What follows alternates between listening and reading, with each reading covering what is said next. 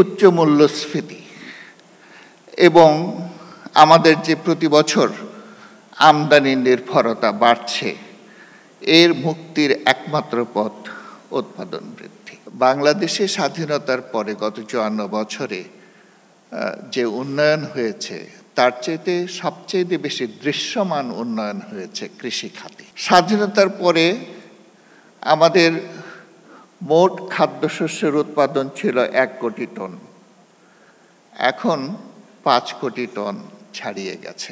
গত ৫৪ বছরে আমাদের মোট যেই উৎপাদন কৃষি সেক্টরে, সেটা প্রায় ৩% হারে বৃদ্ধি পেয়েছে। সারা বিশ্বে এ সময়ে ২.৪% হারে বৃদ্ধি পেয়েছে।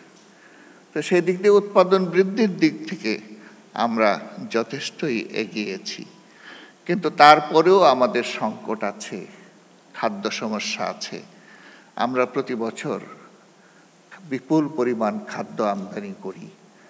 ধান, চাল, গম, ভুট্টা এছাড়াও আমরা মশলা জাতীয় ফসল এবং ডাল, তেল নিয়মিত আমদানি করছি এবং তার পরিমাপে তার পরিমাণ প্রায় ১ কোটি টনেরও বেশি। আমরা যে সময়টা ক্রান্তিকাল অতিক্রম করছি, এ সময়ে সবচেয়ে বড় সমস্যা ইনফ্লেশন, মূল্যস্ফীতি। সবচেয়ে বড় সমস্যা উচ্চ খাদ্য মূল্যস্ফীতি, যেটা গত নভেম্বরে ছিল ১৩.৮%। এটা কিছুটা নেমে গত মার্চে এটা ৯.৮৩% এসেছে। খাদ্য মূল্যস্ফীতি বৃদ্ধি কেন হয়েছিল? বন্যা হয়েছিল, তার আগে খরা হয়েছিল এবং খাদ্যশস্যের উৎপাদন বিঘ্নিত হয়েছিল, তার জন্য মূল্যস্ফীতি বৃদ্ধি পেয়েছে। এই যে একটা পরিস্থিতি, উচ্চ মূল্যস্ফীতি, তার জন্য আশঙ্কা করা হচ্ছে যে এবছর প্রায় ২৩% পর্যন্ত আমাদের দারিদ্র্যের হার বেড়ে যাবে এবং নিম্ন দারিদ্র্যে আরও প্রায় ৩০ লক্ষ লোক, ৩০ লক্ষ মুখ যুক্ত হবে।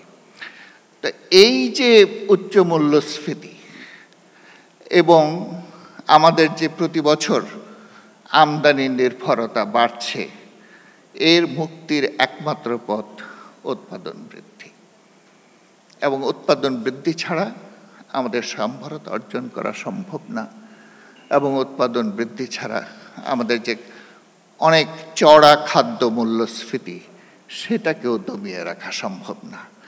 এখন আমাদের প্রায় ১০%, গত ১০ মাসে ১০%-এর উপরে ছিল খাদ্য মূল্যস্ফীতি। আমাদের মতো একটা গরিব দেশে, যেখানে আয় কম, যেখানে দারিদ্র্য বেশি, যেখানে মানুষের কর্মসংস্থান কম, মানুষের ক্রয় ক্ষমতা কম, সেখানে ৯-১০% খাদ্য মূল্যস্ফীতি খুবই বেশি। এটা যে কোনোভাবেই হোক ৩-২ বা ২% নামিয়ে আনা উচিত এবং এর জন্য কৃষির উৎপাদন বৃদ্ধি ছাড়া অন্য কোনো গত্যন্তর নাই। আমাদের সাম্প্রতিককালে কৃষির একটা বড় সমস্যা হচ্ছে যে উৎপাদন বৃদ্ধি পাচ্ছে, কিন্তু গ্রোথ রেটটা আস্তে আস্তে কমে যাচ্ছে।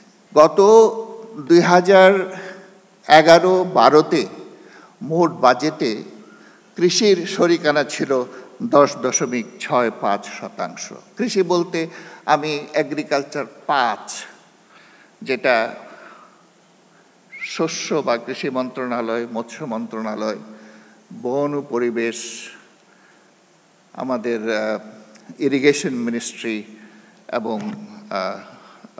এবং ল্যান্ড মিনিস্ট্রি, এগুলোকে সাধারণত একসঙ্গে যোগ করা হয় এবং উৎপাদন যখন দেখানো হয় তখন এগুলোকে একসঙ্গে সরকার দিয়ে দেয়।